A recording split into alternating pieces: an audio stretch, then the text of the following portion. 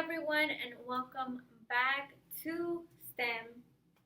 Today, we are going to continue with our project on natural disasters, but in a different perspective.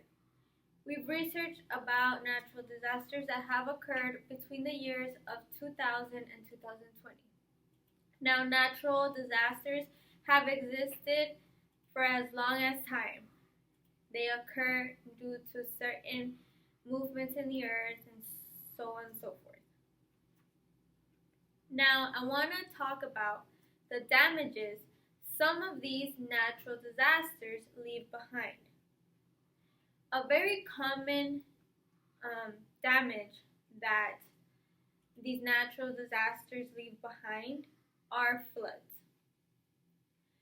Now, floods don't seem like they are too bad.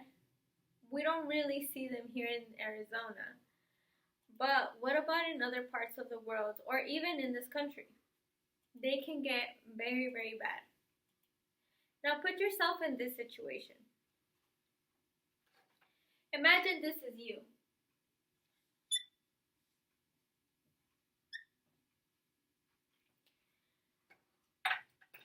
You live in a third world country, which in the past we've learned that third world countries don't really have the same resources we have here. Something as simple as clean water isn't available to somebody that lives in a third world country. So put yourself in that mindset. Let's say you lived in a third world country. There's no Walmart, there's no Target, there's no major grocery stores or farmers markets, no Sprouts, no none of that, okay? How do you eat? You grow. You grow your crops, whether it may be corn or wheat. Let's put a little hat on you because working in the sun gets really, really hot. Okay? You grow what you eat. Now, like I said, natural disasters have been a thing since always. Now, imagine you're in your third world country and there's a hurricane.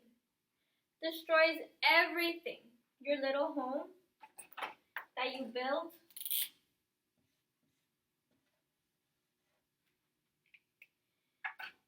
It was obliterated. It was taken. It went bye. All you have is a bunch of old wood and laminated aluminum that you had on the walls.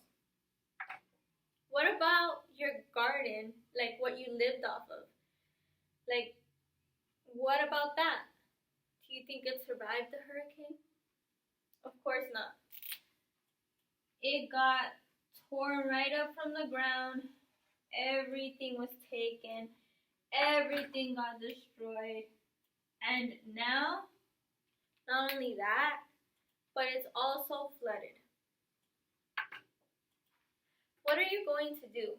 Like I said, this is a third world country. You have to figure it out. Let's think about an idea. Now, a creative solution that somebody came up with was a floating garden. Now, I'm not talking about a floating garden up in the air or anything like that. I'm talking about a garden that sits on water. Okay? That's about it for the information that I'm going to give you about it, because from here, I want you to research a couple things. You are going to, one, find a place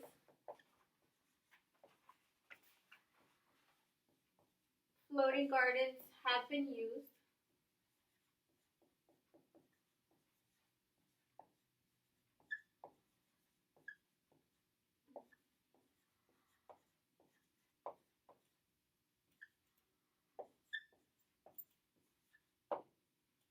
Okay? So number 1, you're going to find a place where floating gardens have been used. Number 2, you are going to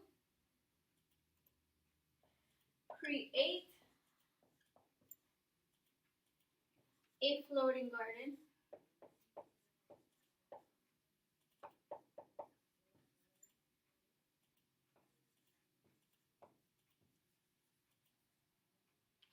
Now, you're not just going to create it like right off the bat. You're going to start off with a drawing.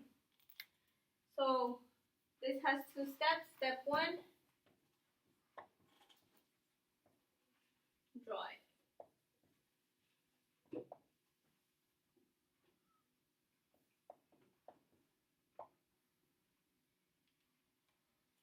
So, step number 1, you're going to draw it.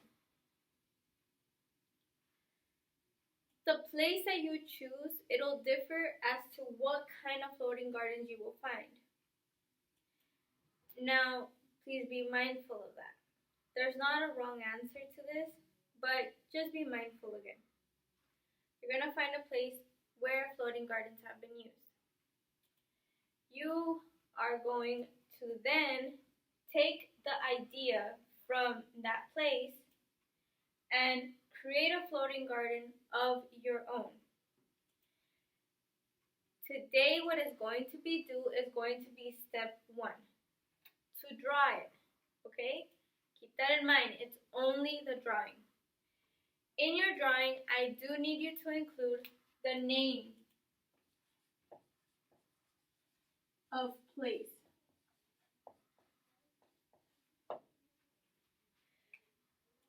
So I need you to include the name of the place that you found that have used floating gardens, okay?